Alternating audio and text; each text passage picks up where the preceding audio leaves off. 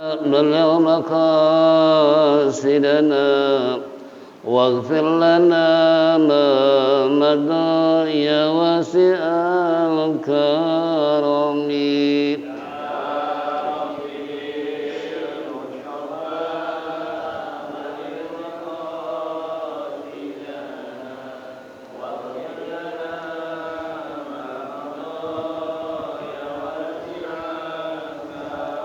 بسيد الخلق شمس الحق معتصم محمد خير المعصوم ومعتصم يا رب بالمصطفى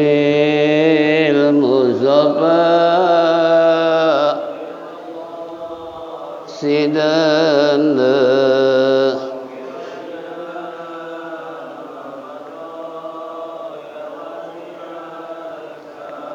له فرارة حبيب الله أوجته ومصدر الفضل والإرفان والكرم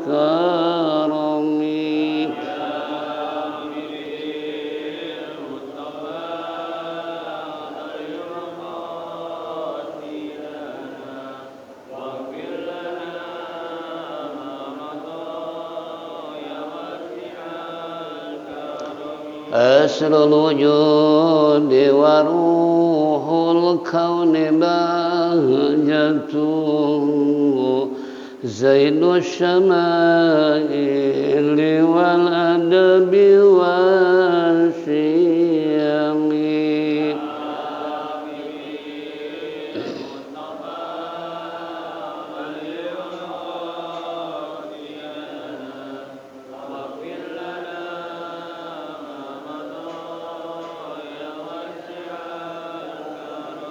مطهر الأرض بالرجس ومن دراني من عبد وسن أو عبد صنم يا رب بالمصطفى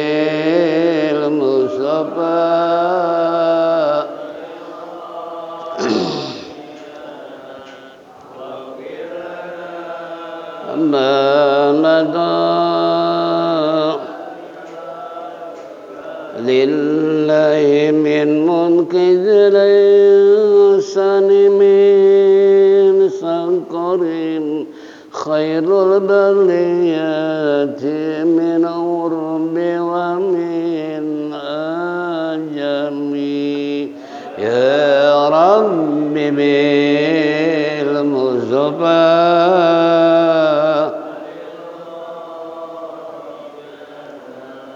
واغفر لنا ما مضى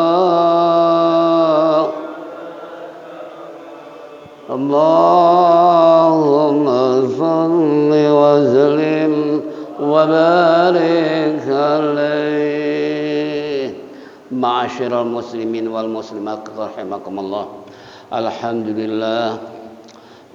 لله رب العالمين والصلاة والسلام على أشرف المرسلين سيدنا وشفيعنا ومولانا محمد وعلى آله وصحبه أجمعين أما بعد فإن أصدق الكتاب الله خير الهدي هدي سيدنا محمد صلى الله عليه وسلم وشر الأمور محدثاتها وكل محدثة بدعة وكل بدعة ضلالة وكل ضلالة في النار وقال المصنف رحمه الله تعالى وأدام النفع به وبعلومه في الدارين آمين وقال معاشر المسلمين والمسلمات رحمكم الله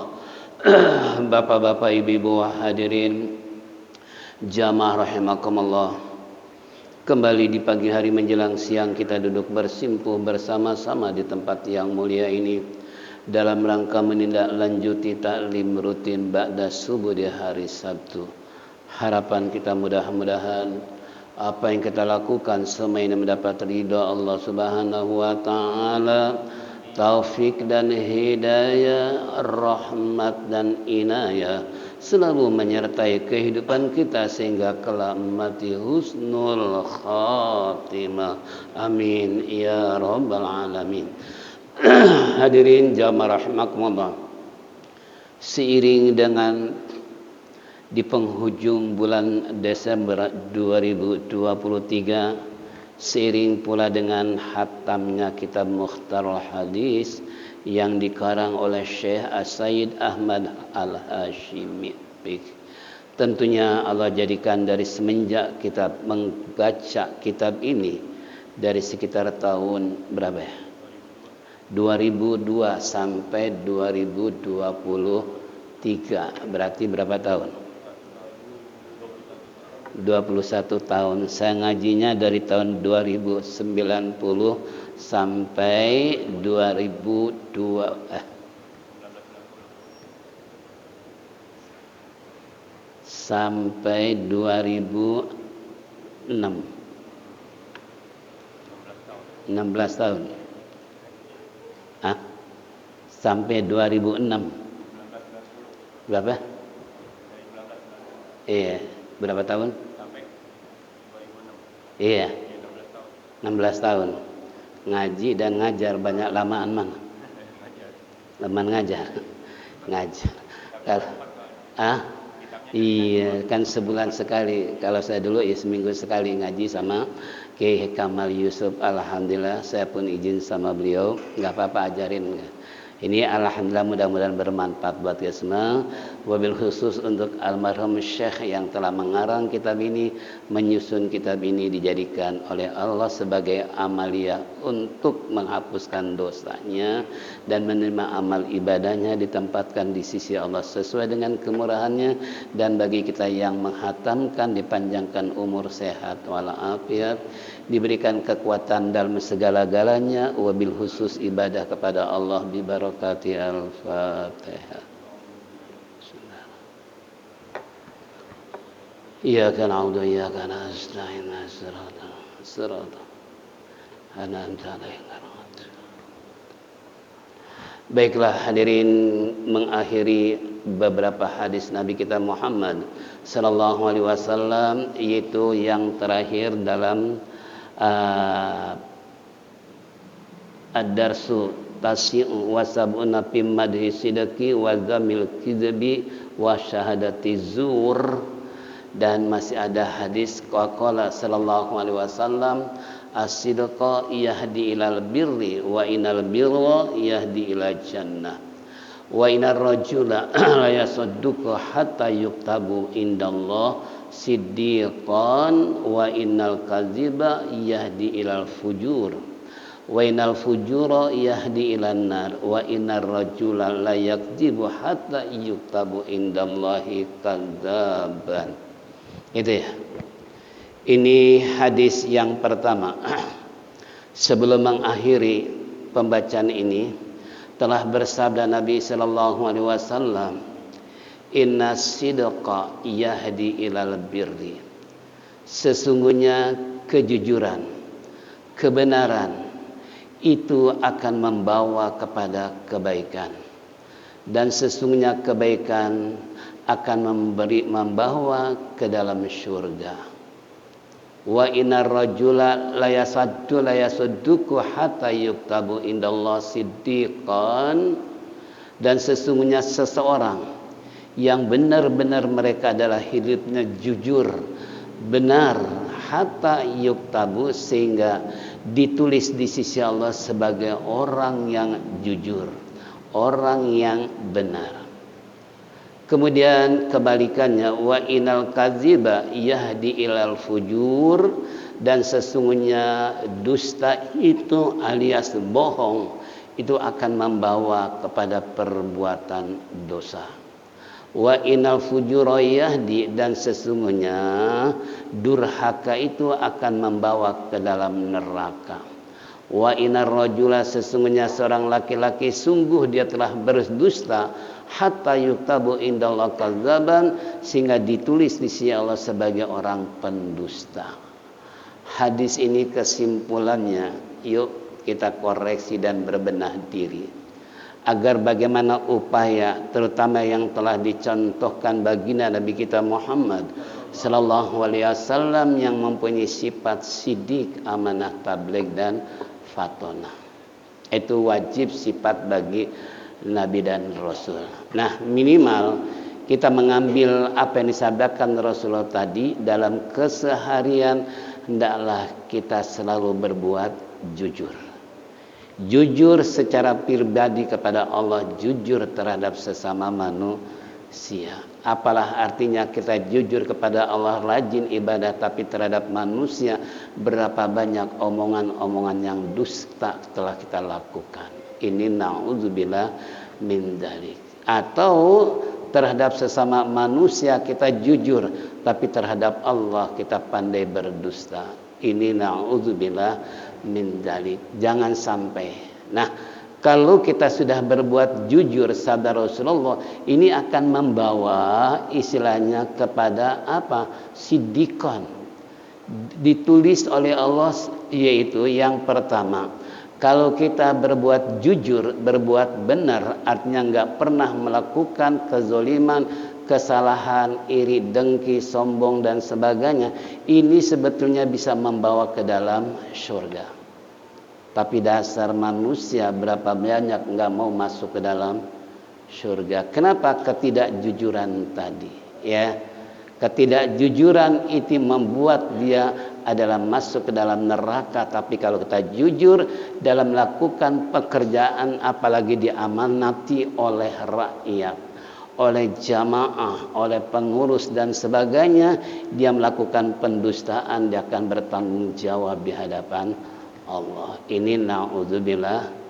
Terkadang kan kita nggak terasa, dianggapnya itu benar padahal salah. Belum tentu menurut orang lain itu benar, tapi menurut dirinya paling benar. Itu na'udzubillah min dzalik. Nah, ini. Jadi sayang kalau dalam kehidupan kita nggak berbuat jujur. Kita nggak berbuat benar terhadap sesama manusia. Ingat, Imam Muslim sebagai penyusun hadis saja dia memperoleh peringkat nomor 2 setelah Bukhari. Apa yang dinilai oleh mereka ahli-ahli muhadis, ternyata Imam Muslim dalam satu riwayat, beliau gara-gara memanggil ayam, cerek, ayam datang, dibuka tangannya ternyata kosong, nggak ada apa-apa, dikira ada makanan. Biasanya kalau kita manggil ayam kan gimana? Mau ngasih makan, ter gitu kan, ayam nyamper nggak nih? Nyamper, dikira di kempel tangannya ada makanan, ternyata begitu dibuka itu terhadap ayam aja bohong nilainya. Gimana kalau sesama manusia? Itu perawi hadis. Makanya dia dapat peringkat kedua gara-gara apa? Bohong me ayam doang tuh. Ayam udah girang dari jauh lari, dikira benar kepalan tangannya ada makanan, ternyata kosong. Coba itu bohong sama ayam. Gimana bohong sama manusia? Na'udzubillah min.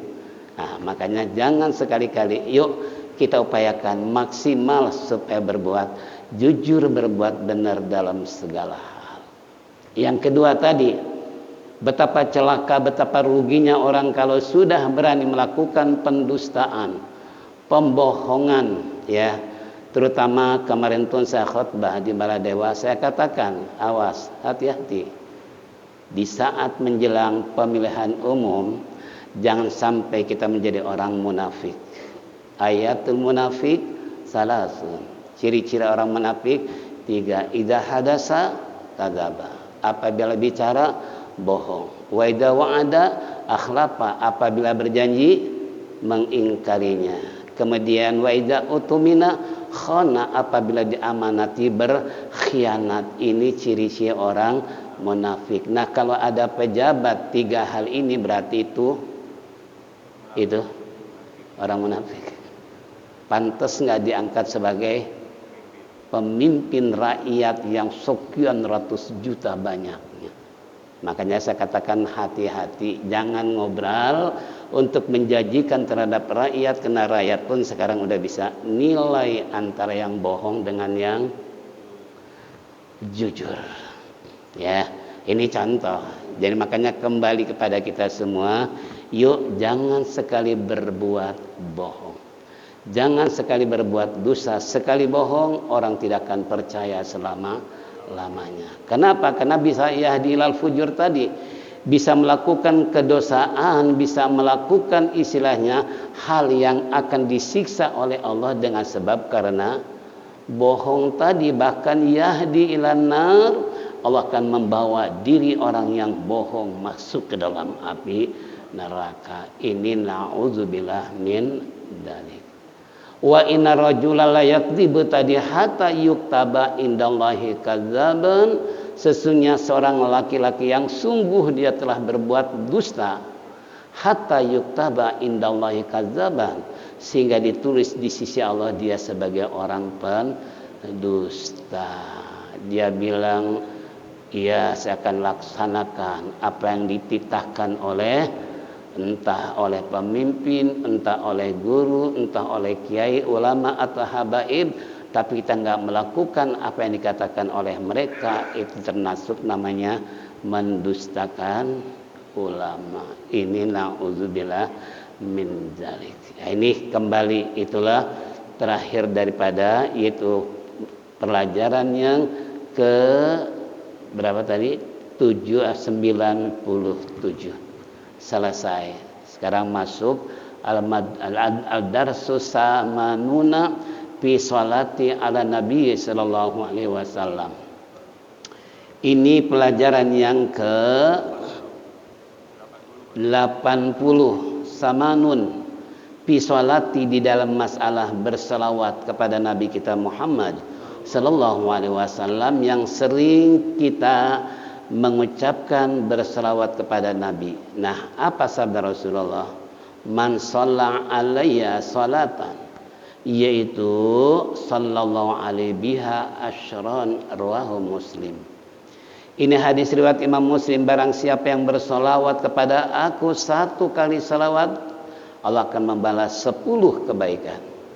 Coba kita baca Allahumma sholli ala sayyidina Muhammad 1 kali, tapi dibalas oleh Allah 10 kali. Nah, kita berapa kali setiap hari bersolawat?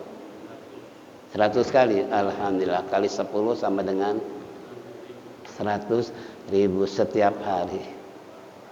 Ya, makanya saya ingat waktu ziarah Ka'bah Armin, karena suka sering dengar cerita mu'alim tentang beliau, kewaliannya. Itu terkenal daerah Banten, beliau kiai solawat. Karena setiap hari baca salawat 12.000 kali. Kita baru 100 kali udah bangga. Beliau 12.000 satu malam, luar biasa. Itulah karamanya. Bahkan kemarin saya ziarah ke Palembang, ada namanya Kubabah Zainab. Beliau selama 40 tahun senantiasa sering bertemu dengan baginda Nabi kita Muhammad SAW. Kuncinya apa? Beliau berselawat 24.000. Kalau 12.000, sekarang 24.000. Banyakan mana? Padahal dia perempuan. Kita baru 100. Ah, benar-benar. Udah istiqomah tuh 100, setiap hari 100 gitu. Nah ini. Jadi kembali pada kita semua. Itu telah dicontohkan ulama-ulama salafus soleh, mereka yang selalu gemar cinta kepada Rasulullah, sehingga tidak ada hari ucapan kata kecuali bersolawat. Entah bentuknya apapun, salawat minimal. Ketika sahabat bertanya, ya Rasulullah, bagaimana sih cara berselawat kepadamu? Jawab Nabi, Allahumma sholli ala Muhammad. Singkat kan? Jawab Nabi, Allahumma sholli ala Muhammad. Loh, kok nggak pakai Sayyidina? Sedangkan kita kalau baca pakai Sayyidina, gitu kan?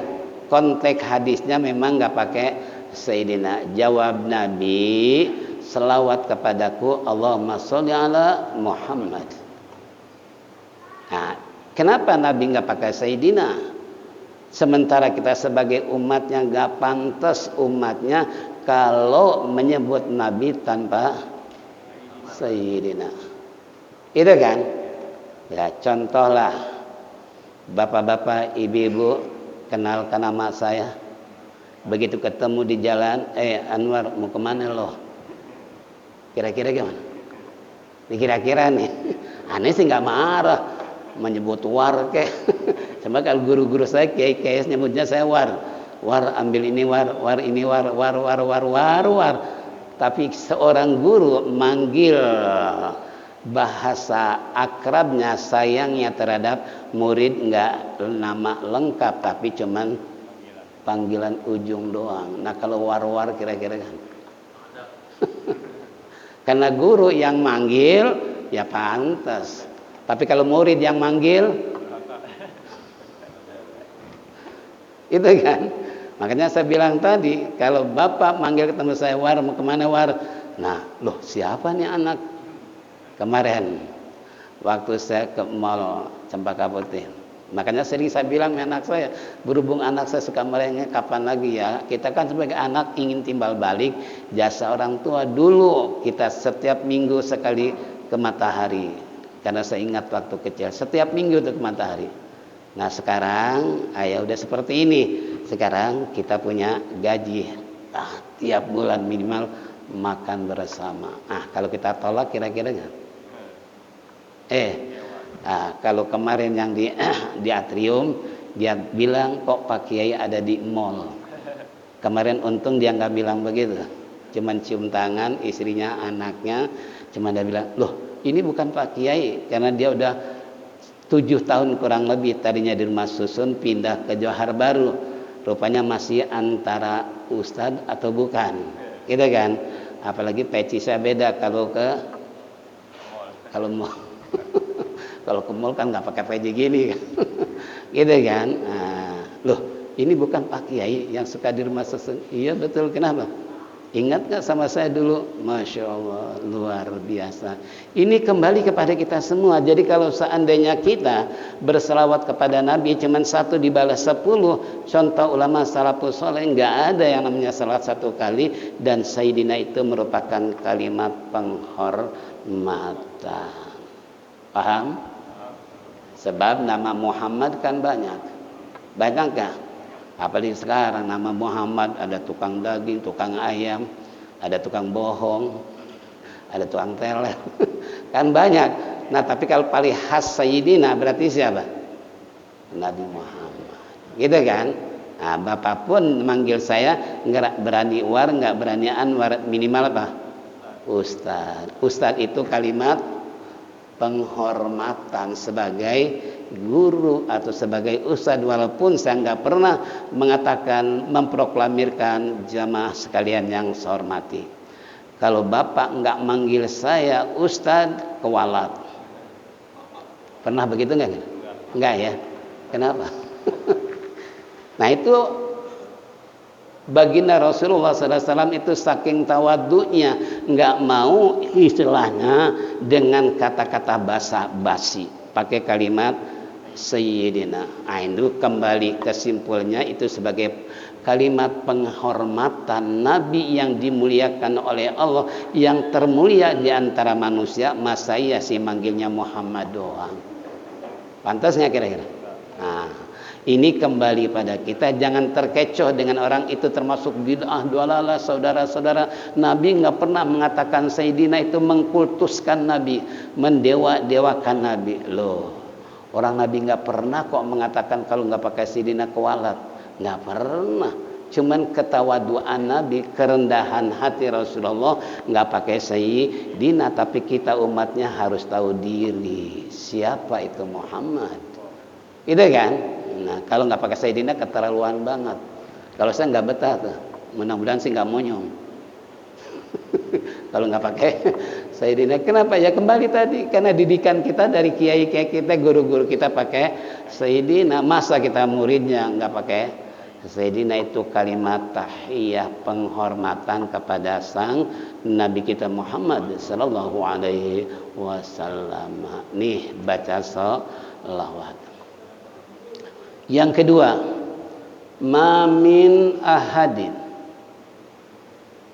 yusallimu alayya illa radallahu alayya ruhi hatta arada alaihi salam.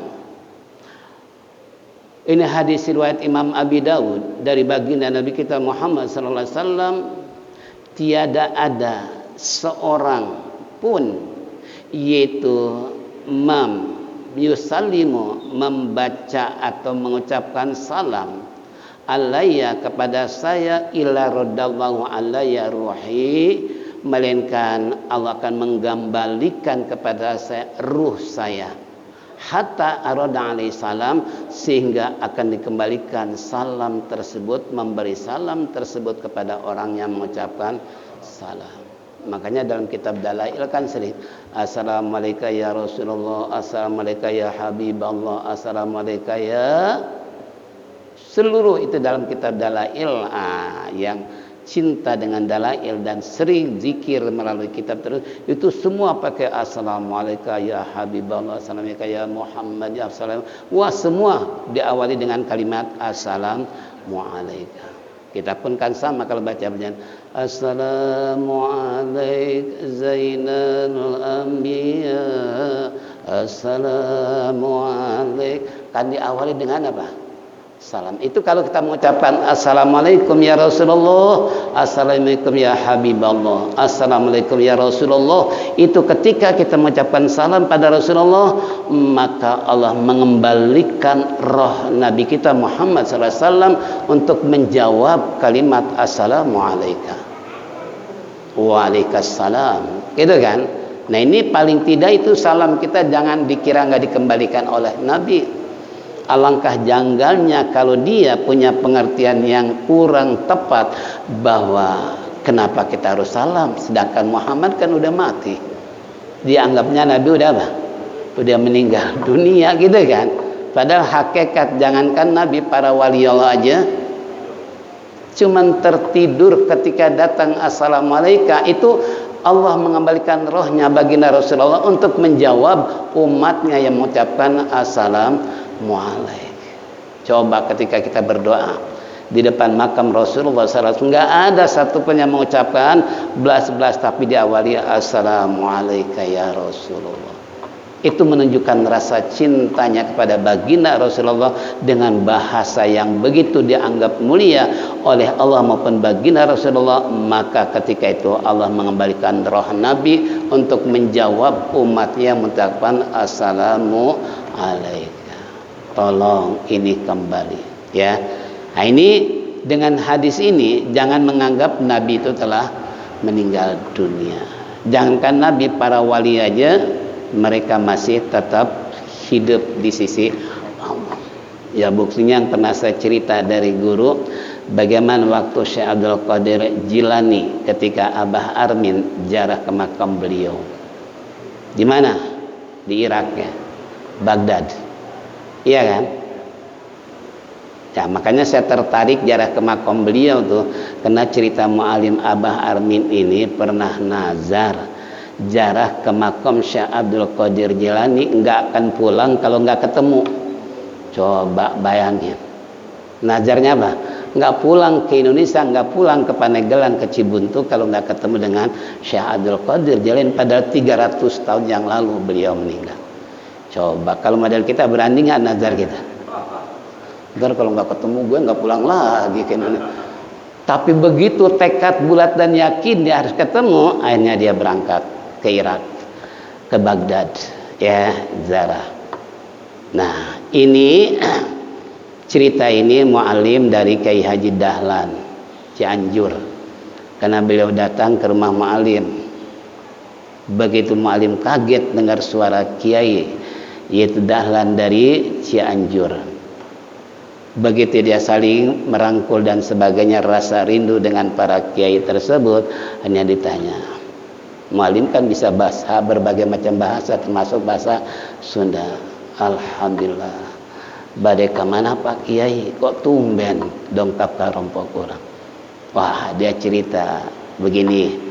Saya dengar Abah Armin dia nazar mau jarah ke makam Syekh Abdul Qadir Jilani, nggak akan pulang kalau nggak ketemu. Padahal udah ratusan tahun. Konon katanya sekarang udah ada di Paneglang, berarti beliau ketemu gitu kan. Saya penasaran nih, pengen ke sana. Lalu mampir kepada saya mau ngapain? Ya pengen silaturahmi, tapi tujuannya ada niat saya, gergaji saya udah tumpul, pengen beli kikir. Tahu kikir? Pengasahan gergaji gitu kan. Ah, ini mu'alim luar biasa cerdasnya. Oh, kalau begitu sekarang begini aja deh. Pak Kiai datang ke Paneglang, ke Abah Armin, kemudian setelah dengar cerita kembali lagi pada saya, kikir mau berapa saya akan belikan. Jangankan satu, berapa silakan. Itu maunya berapa. Nah, akhirnya sepakat nih mereka. Baiklah kalau gitu saya berangkat ke daerah Paneglang. Nah ini pas begitu berangkat sana ketemu dengan beliau, banyak cerita ini segala macam, ternyata benar. Lalu kembali ke mu'alim mau ngambil kikir. Nah diceritakan sama oleh beliau, benar katanya di waktu malam beliau membaca Thariqah siapa? Syekh Abdul Qadir Jilani. Di tengah malam beliau keluar nih Syekh Abdul Qadir Jilani. Begitu keluar itu cuman hanya bilang begini sambil memukul bahu saya gitu. Apa dia bilang? Lanjutkan thariqah saya. Cuman bilang itu aja deh. Termasuk yang kita baca dari guru kita, thariqah samaniyah. Itu kan silsilahnya nyambung pada apa? Syekh Abdul Qadir Jilani. Suka dibaca nggak? Suka dibaca nggak? Udah dijasakan kok nggak diamalin, astagfirullah. Kan bacanya pagi dan sore kan? Saja masih ngamalin pagi sore itu. Thariqah samaniyah termasuk pertama kali yaitu silsilah wasilah kepada Syekh Abdul Qadir Jilani sebagai pencetus dan yang selalu mengamalkan thariqah samaniyah. Itu 8 para wali tercantum dalam wirid yaitu thariqah samaniyah. Itu kan bacanya la ilaha Muhammad Rasulullah shadiqul wa'dil amin berapa? 100. La ilaha illallah 166. Allah Allah Allah 60. Kemudian hu 177. Dan akhir baca selawat Allahumma shalli ala Muhammadin abdika rasulika nabi ummi wa alihi washabihi ajmain 100 kali baru pakai doa thariqah samaniyah. Itu dari Syekh Abdul Qadir Jilani. Kembali tadi tuh. Jadi pas begitu dengar mu'alim cerita ini, berarti kata mu'alim kira-kira tuh Ki Dahlan bohong nggak? Bohong nggak? Mana mungkin kiai gitu kan punya pondok pesantren bohong, apalagi yang diajak bicara seorang mu'alim kan gitu, logikanya kan gitu. Nah itulah makanya saya waktu itu tertarik jarak ke makam beliau, siapa tahu wasilah jarak ke makam beliau bisa jarak ke Syekh Abdul Qadir. Runtutannya kan gitu kan. Iya, hu 177. Ini kembali. Ya udahlah di fotokopi itu. Udah dapat kan? Cuma disimpan doang. Astagfirullah. Inilah kesalahan murid terhadap guru. Oleh guru suruh amalin nggak diamalin. Gimana Kak bisa mencapai cita-cita? Itu naudzubillah min dari masih mending lah nggak diamalin daripada ngelawan guru. Mendingan mana? Mendingan ngamalin atau ngelawan guru.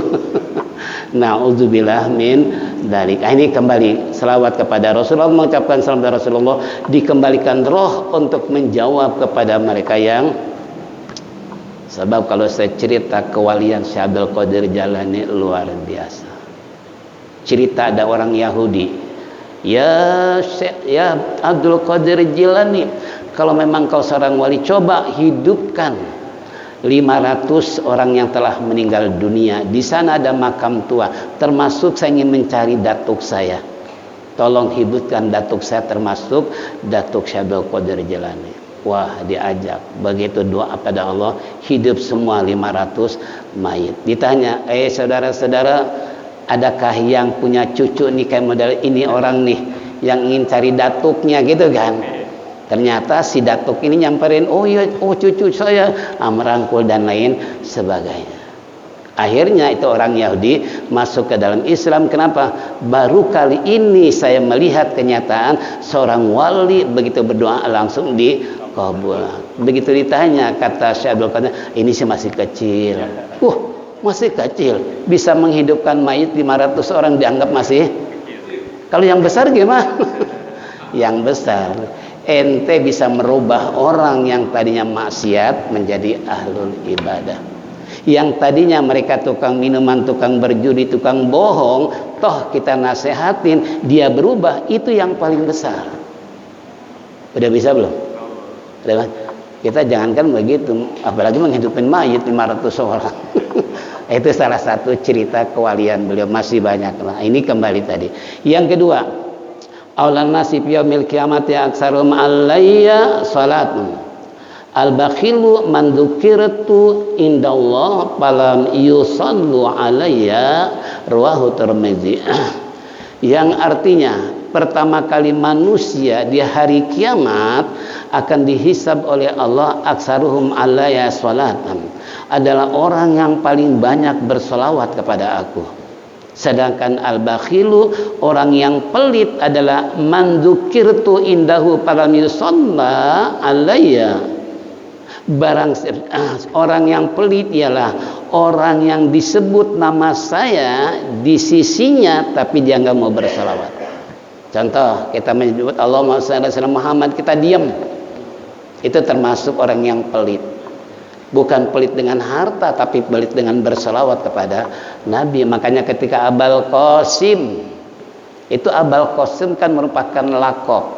Abul Qasim itu nama anaknya, bapaknya yang maksud Abul Qasim adalah Nabi kita Muhammad. Makanya kalau baca surat Gustur tuh ada kalimat Abul Qasim, Allahumma sholli ala, itu lakop namanya kalau dalam ilmu balaghah. Ya, jangan diam aja.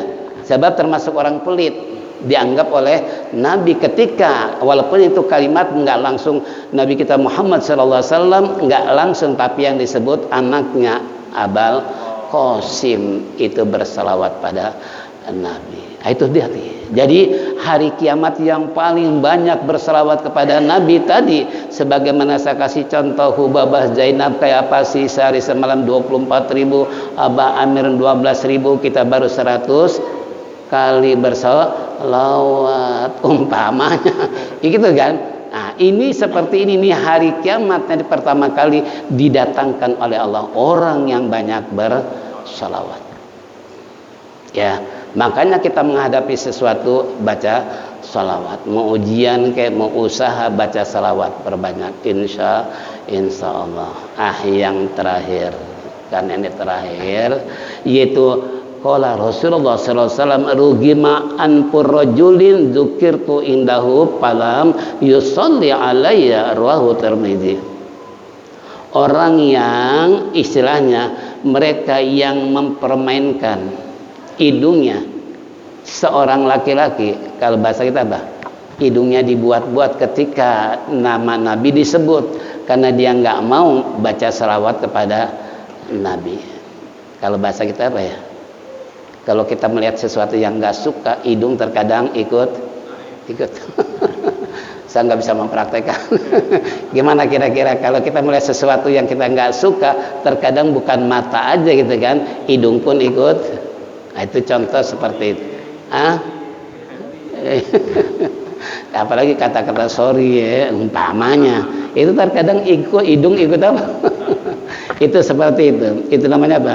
Rugima an purrajulin tadi, bahwasanya dianggap berdebu hidung seorang, kan seakan-akan ada debu di hidungnya padahal nggak ada debu, cuman hanya meledek kalau bahasa kita. Meledek ya.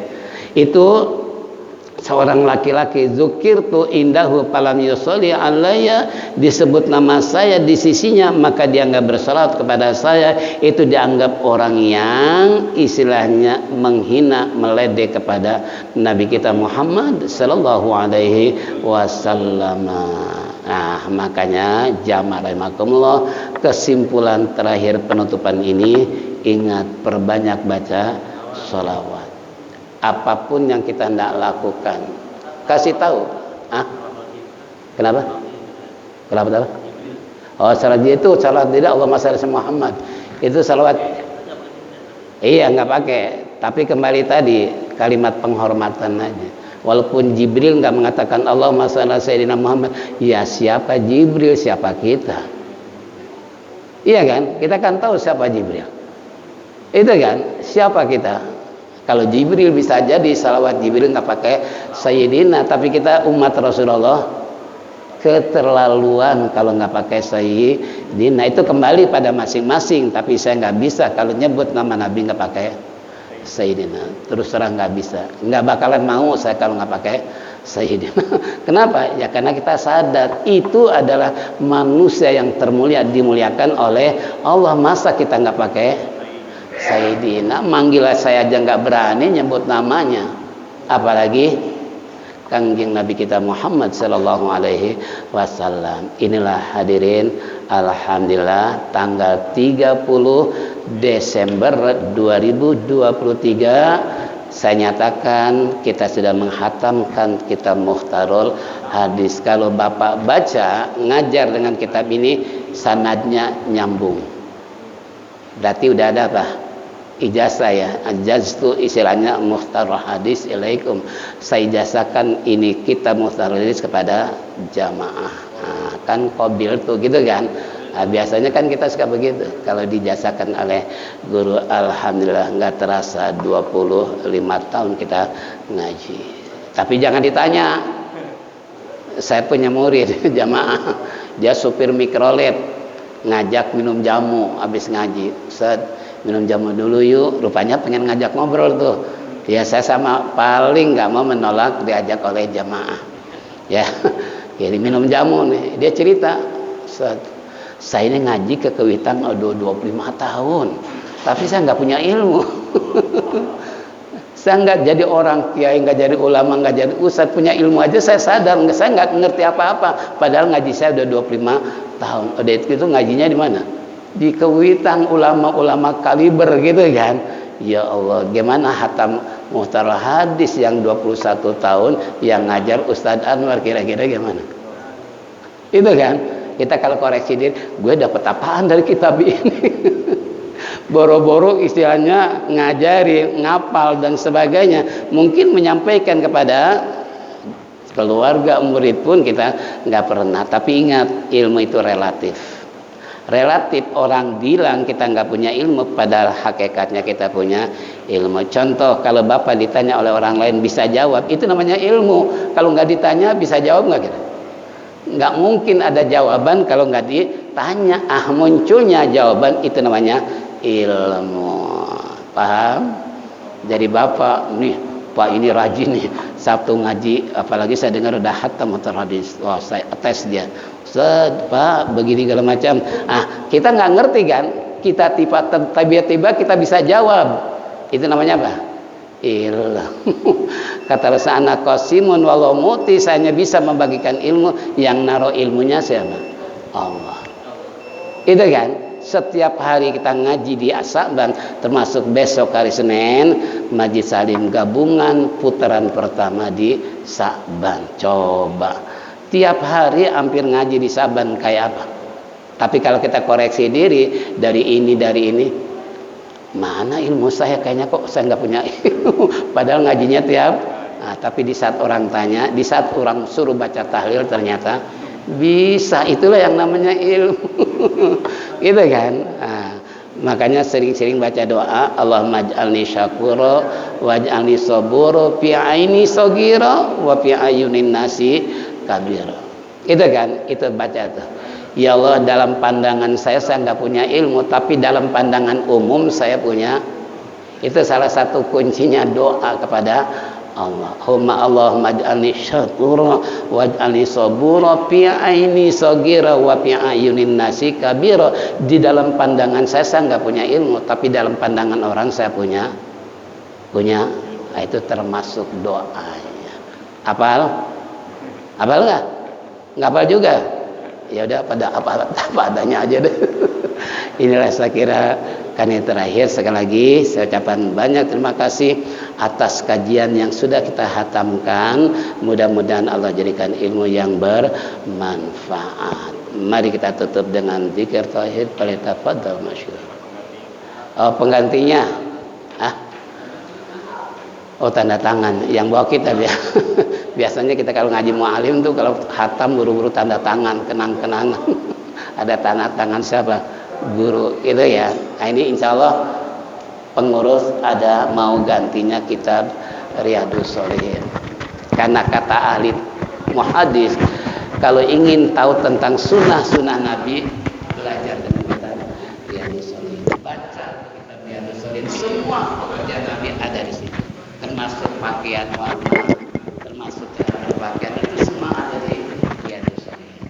Kalau ingin lanjutin ngaji. Lanjutnya Riyadhus Shalihin ada dua macam. Ada kitab aslinya ya, sarahnya yang namanya Darul Fanirin, karena saya juga ngaji dengan guru saya ya, alhamdulillah. Ada yang terjemahan, judulnya terjemah Riyadhus Shalihin. Ada edisi baru, ada edisi lama. Kalau beli yang baru ya, mungkin Pak Kali nggak bawa sih ya, kalau Pak Kali bawa itu edisi baru, jadi covernya keluar, kertasnya juga keluar. Tapi kalau yang terjemahannya Riyadhus Shalihin Semarang, insya Allah setahun dapat copot. Sekali kepada copot kalau beli yang edisi baru ya. Itu saya kira terima kasih, dan saya mohon dibukakan pintu maaf yang sedalam-dalamnya di saat awal pengkajian kitab ini sampai menghatamkan. Sekali lagi kalau ada kekurangan kesalahan al-fakir karena kebodohan saya, dan sekali lagi saya mohon dibukakan pintu maaf. Billahi taufiq wal hidayah. Wassalamualaikum warahmatullahi wabarakatuh.